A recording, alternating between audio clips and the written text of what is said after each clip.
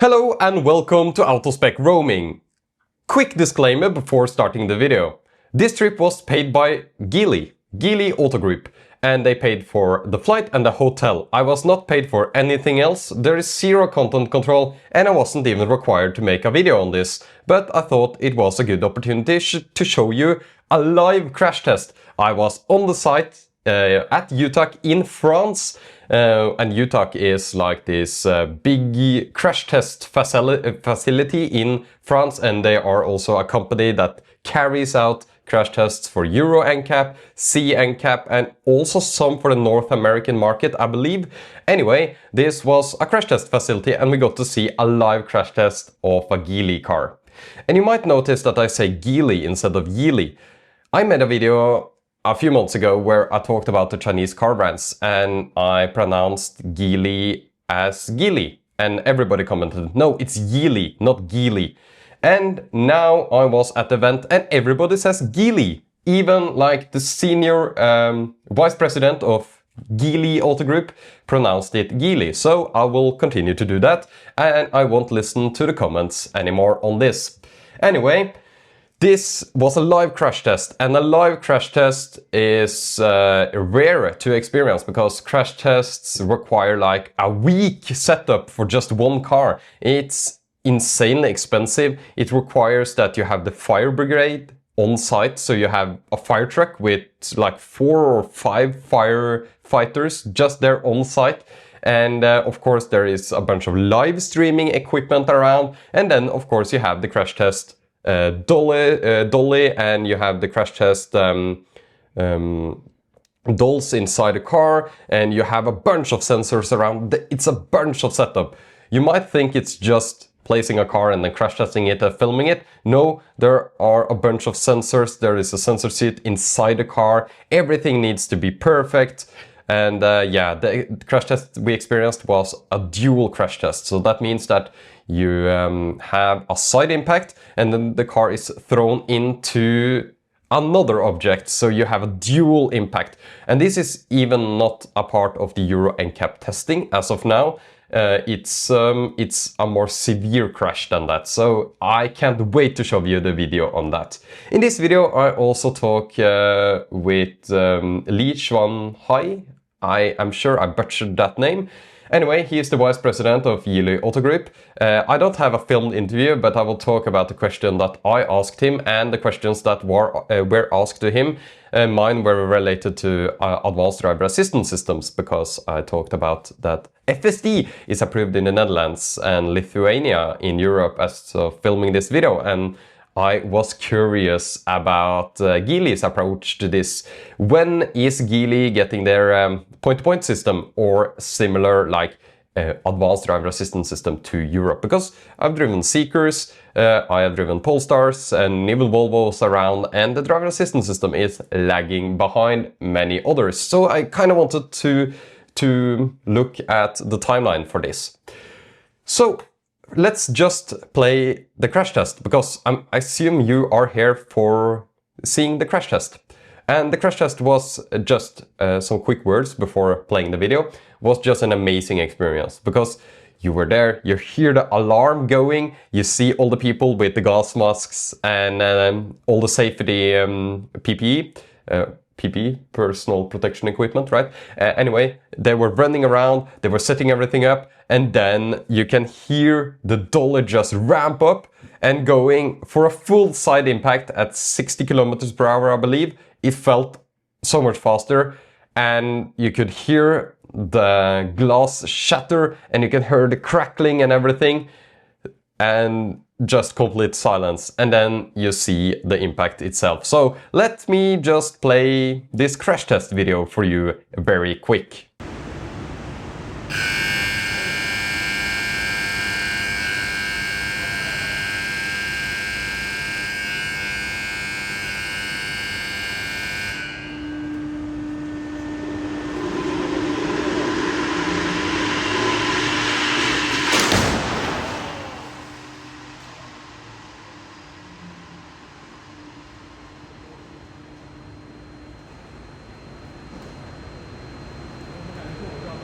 So that was the crash test of the Geely Starry EMI1.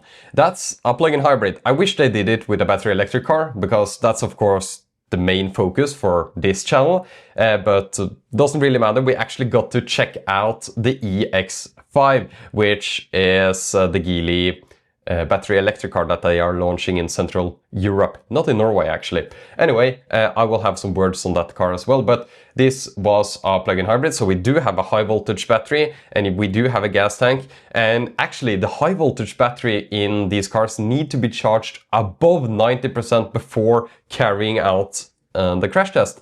I actually looked at the specifications that they had on site for setting up the car, and it said state of charge above 90%. So now you know, when they crash test a car in Euro NCAP or whatever, they will charge the battery to above 90%. Of course, a higher state of charge means a higher voltage on the battery cells, and it also means theoretically a higher chance of thermal runaway in the battery. But in this case, we had no thermal runaway. We were able to stand there for after a crash test. Nothing happened with the car, and no issues with the state of charge of the battery. I assume they also have fuel in the car. They have to have fuel in the car, and absolutely no thermal runaway or anything. And how did the passengers go with the passengers? Well, everything went fine, and UTAC said that they just had a preliminary report because they need more time to kind of go through everything. But everything went fine, and they basically said that this is a very good result for this kind of crash test. And UTAC is not related to Geely, it's a separate organ, and that they trusted everyone to stand there on a live crash test. I think that's very cool, and I think that's the right approach for kind of showing that these cars are actually safe. And even though this is of course an event set on by Geely because they want to show that their product is good, I think a live crash test is probably the best way to convince anyone. I don't know how else you would convince anyone that the cars are safe. Of course, we can go on Euro NCAP and we can look at that the Smart #5 won the best large SUV safety award last year from Euro NCAP, and that's a Geely made vehicle.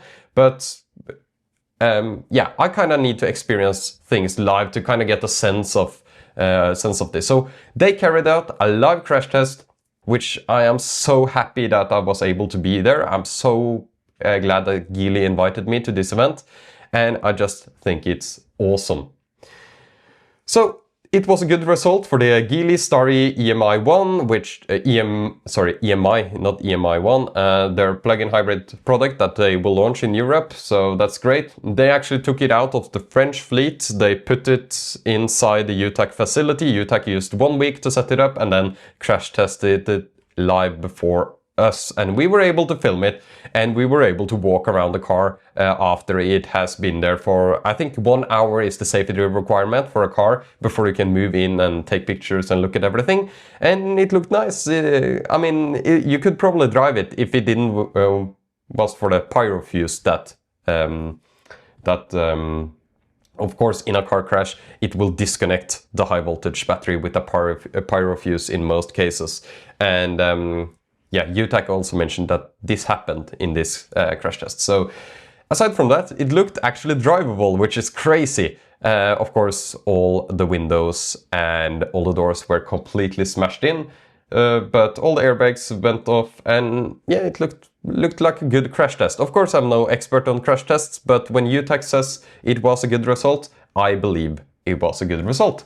And yeah, this didn't look that severe from inside the cabin. Anyway, enough about that. You saw the crash test for yourself, and of course it was put on by Geely to show the safety of their cars. Then we had like opportunity to ask the people at Geely. Many, yeah, as I said, the vice president of Geely Auto Group was there,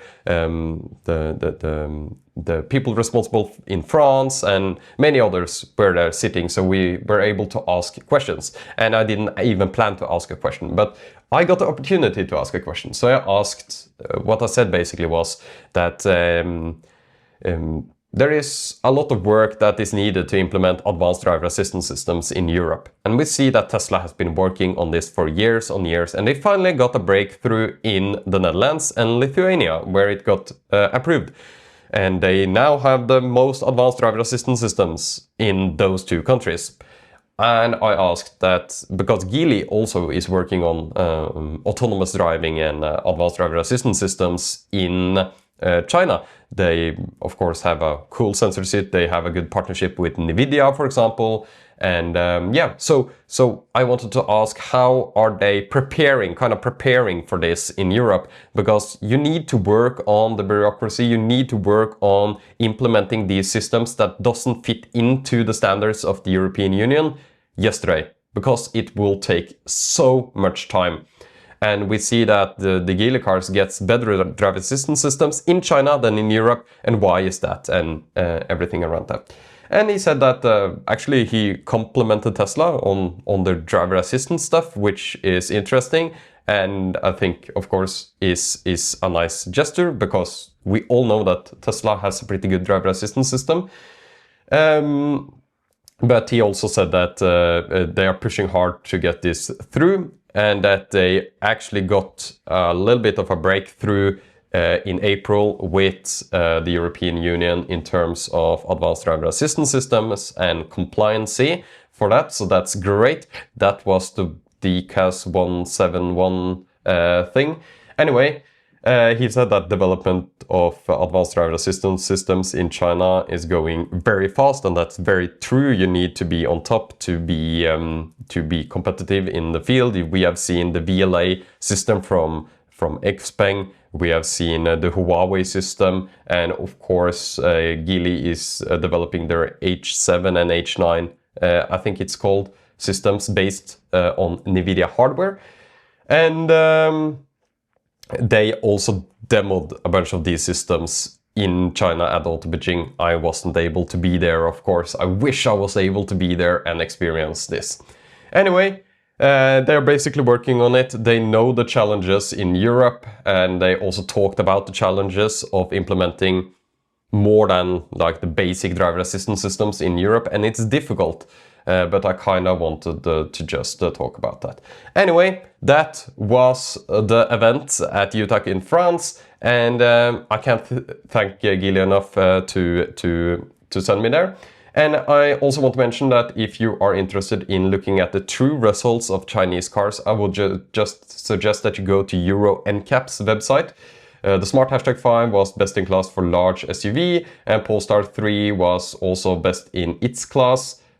So yeah, very good results from the Geely cars in general, and very good results from the Chinese cars. I think in 2024, even the Seeker X got pretty good in the small vehicle category, and also some of the Great Wall Motors did well, and other Chinese cars as well. So they do get great results in the Euro NCAP, and Euro NCAP is the European authority. They have no reason to favor any car brand, except European car brands, I would say, but they don't really. The Teslas do extremely well as well. And of course, Mercedes did pretty well, and the Mini as well, as I see from the best-in-class results. So no reason to doubt the results of the Chinese car brands. Just a quick video. Wasn't sure if I would make a video because, of course, it is... the trip was paid by Geely, but I just want to say that this is just from my heart, and I hope you can trust me regardless of them paying for my flight there. And that was my experience. If the car blew up at the crash test, I would have filmed that, and of course talked about that as well. But it didn't happen. Looked like a nice result for the crash test. Thank you so much for watching this AutoSpec roaming video.